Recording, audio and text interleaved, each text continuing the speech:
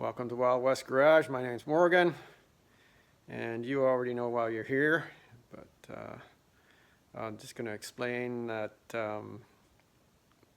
these trucks are not super familiar to me. This problem isn't super familiar to me. This is the first time I've had to deal with it.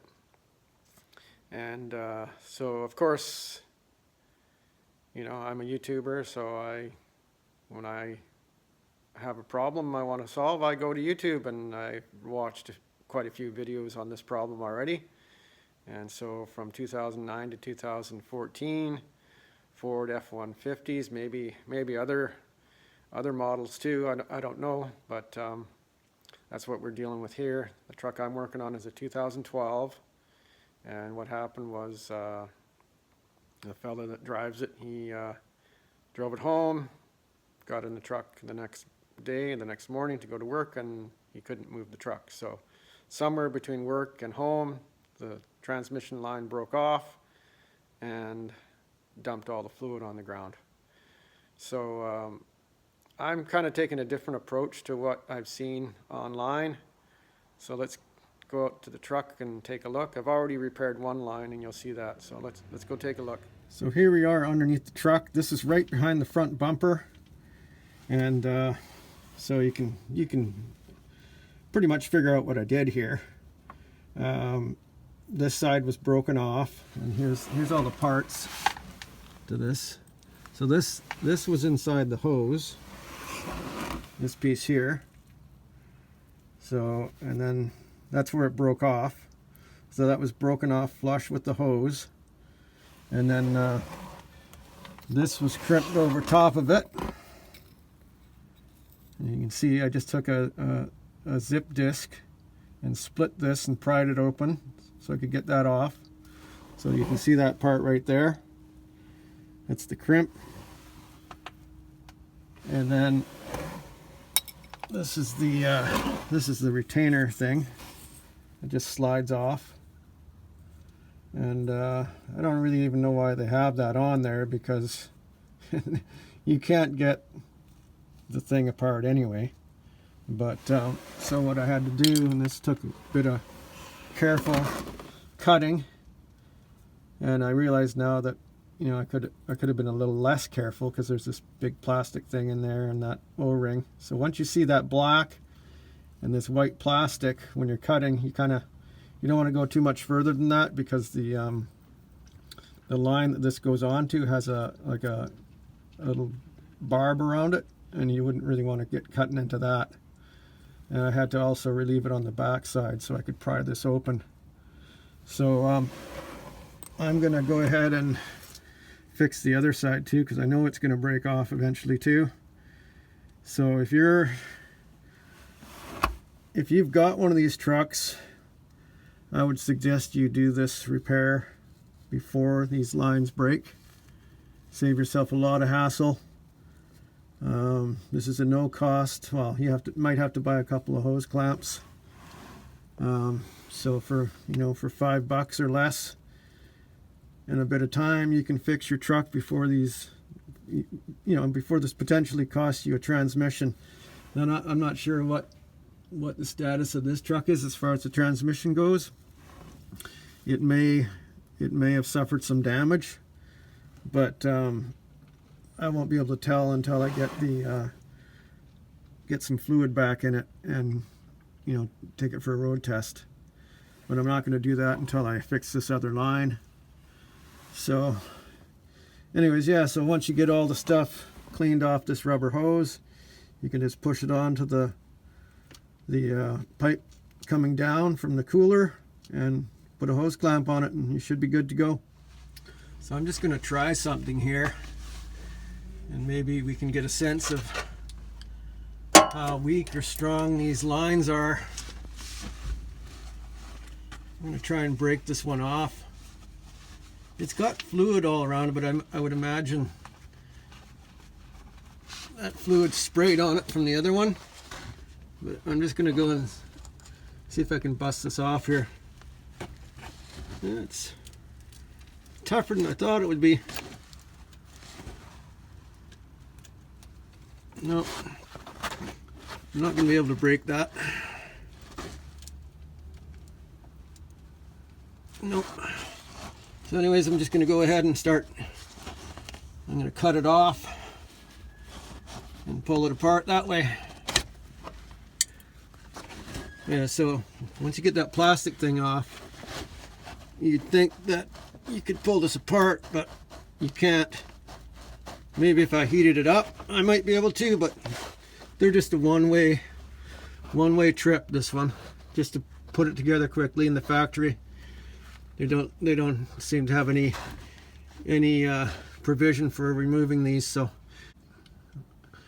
I'm not going to waste my time. I'm just going to go ahead and cut it. Okay, so that's what it looks like when you get everything all cleaned up. Get all the defective parts stripped off. And you don't want to cut too deep into this crimp thing here, or you'll end up digging into the pipe. You can see where, or the rubber hose, you can see where I cut into it a little bit, but that's up high, so I'm not too worried about it. So then once you've got this all cleaned up, you just shove this on here, and you can see it's got a barb here. So you get it up over top of that.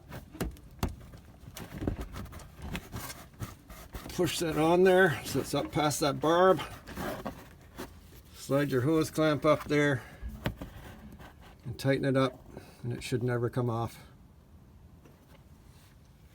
Okay, so now it comes time to get some fluid in here. So on the right hand side of the transmission, if I can get a look at it, I'm just going to switch the mode of the light here. On the right hand side of the engine, or the transmission, there it is right there, it's all lit up. That cap there, or plug, it's more or less where a dipstick would be on a transmission if they weren't too cheap to put one in it.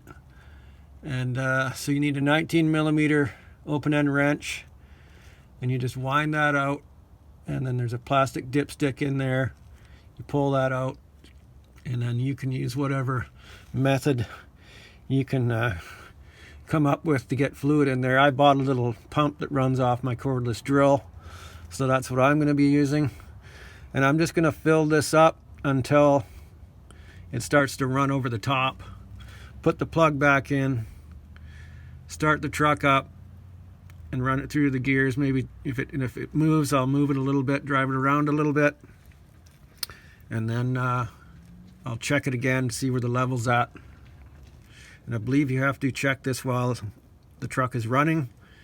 And there's a catalytic converter right here that's going to get really hot, so you just have to be careful you don't burn yourself on that.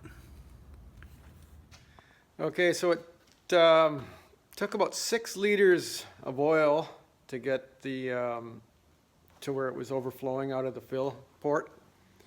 And then so I started the truck, tried it in gear, forward and reverse, and then I put the dipstick in it. It was just touching the bottom of the dipstick, maybe 1/8 of an inch, 1/4 of an inch up.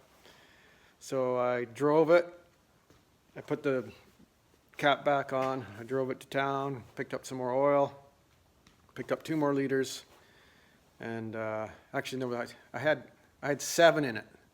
I had 7 liters in it when it started to overflow, and then I put 1 more in when I got back home, and that brought it right up. There's on the dipstick there's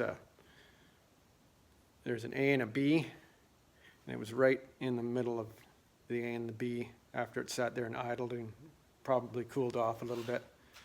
So I didn't want to, I didn't consult the owner's manual or anything, so I'm not really sure where it's supposed to be, but it ended up being right on the line between the A and the B on the stick, so I just left it there. So even when it was down a liter, it seemed to run fine. I took it up and down some hills and downshifted and everything, and it seemed to work perfectly well. So anyways, so for less than $5, if you want to save yourself some grief breaking down on the road. So let's see, what's that oil worth? Yeah, so yeah, I put about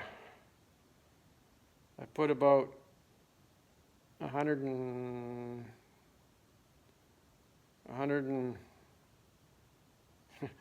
put about $150 worth of oil in that thing. So if you want to save yourself $150, do that repair on your oil lines, and it'll not only save you $150 in fluid, it could save you a tow bill. So that truck had to be towed here, so there's another $150 probably or whatever. So you're going to save yourself at minimum $300, depending on where you are when you need to get towed. So that was just a local crosstown tow. So anyways, it just makes sense. Just buy 2 hose clamps, cut all that garbage off there, and put it back together, and you'll be golden. Anyways, thanks for watching, and maybe you'll come and see me next time.